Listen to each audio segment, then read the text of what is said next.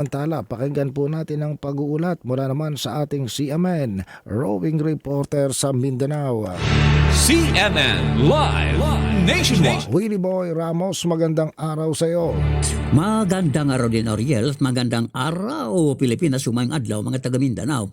Naaresto sa PNP Maritime Unit ni Misamis Oriental ang 6 na mga kasapi sa Philippine Coast Guard at isang sibilyan sa isinagawang joint anti-smuggling operation sa bayan ng Naawan, Misamis Oriental. Pasado 1:00 na ng madaling araw sa Coast Guard Substation mismo sa Purok 5, Barangay Poblasyon, Naawan, Misamis Oriental, isang tabing dagat na lugar.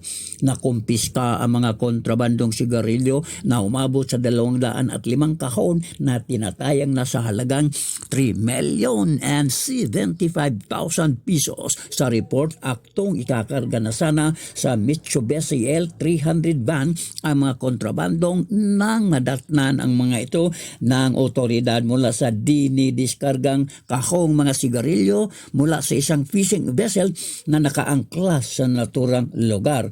Ang 6 na mga naarestong Coast Guard ayon kay Police Regional Office Region 10 Regional Director Police Brigadier General Christopher Abrahano ay na-assign sa iba't ibang Coast Guard stations sa Northern Mindanao at isang sibilyan naman ang siyang driver sa Mitsubishi L300 van na ikinustudiya ngayon sa PNP Maritime Unit sa Misamis Oriental.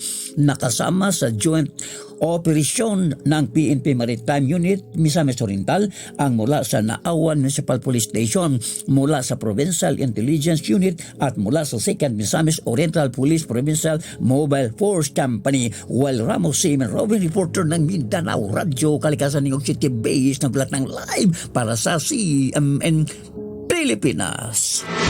CMN Live Nationwide.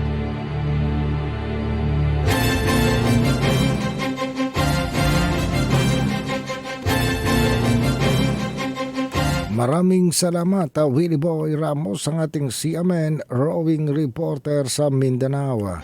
Samantala,